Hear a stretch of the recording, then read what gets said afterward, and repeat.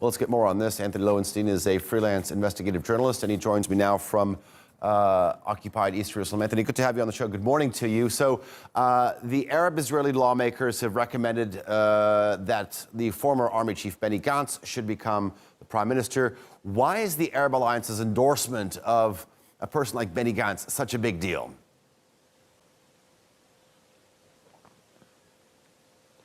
In short, this is all about getting rid of Netanyahu. Netanyahu obviously has been in power in his last term for 10 years, and the incitement, the hatred, the violence that he's inspired against Palestinians and Arabs is so profound that I think the Joint List made a decision, which I might add so far is not joined by all the people in the Joint List, to support Benny Gantz. And the idea of Benny Gantz potentially being Prime Minister, which is far from assured here in Israel, I think also reflects a deeper issue, which is Gantz himself and the people around him are not pro-Palestinian. They're not against the occupation of Palestine. In fact, their policies are very similar to Netanyahu on a range of issues. But this really has become almost a personality contest, that Netanyahu himself is seen as a threat, and the idea of replacing him with someone else is worthwhile. I mean, a lot of Palestinians who voted in the election last week, according to many polls, like the idea of the Joint List supporting someone to be Prime Minister. But of course, I've seen just in the last 24 hours on social media,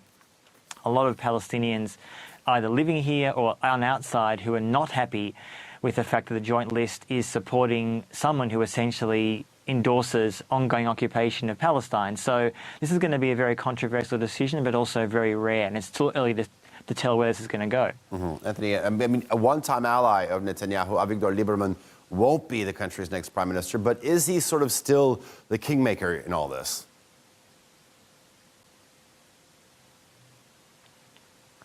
Look, in a way, Lieberman has come out and said very clearly that he will not support Netanyahu or Gantz. He certainly is opposed to the Joint List. He's essentially a profoundly nationalistic, anti-Arab, pro-occupation politician.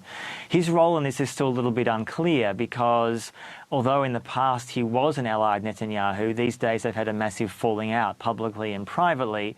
And I think Benny Gantz to him would be seen as too moderate or too progressive, which of course he's not. So Lieberman's role is still a bit unclear. I mean, the Joint List in the end could be, they should be, the third biggest party in the parliament, the Knesset here. They received the most number of votes to be the third biggest party. So they should be the opposition.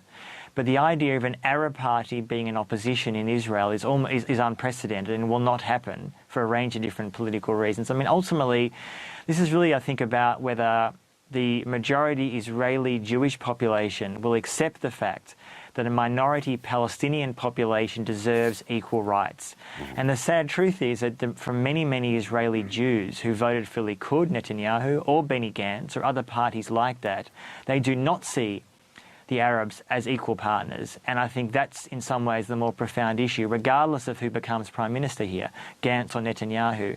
That to me is what I think is going to take a lot more time to change. And whether the Joint List endorsing Gantz will change public opinion is obviously too early to tell. But the broader issue here ultimately is, and this is what many Palestinians are telling me, until there is serious moves to end the 52-year occupation of Palestinian territories, nothing much will change on the ground. And it's very, very unclear whether Benny Gantz is that person. History would suggest that he is not. All right.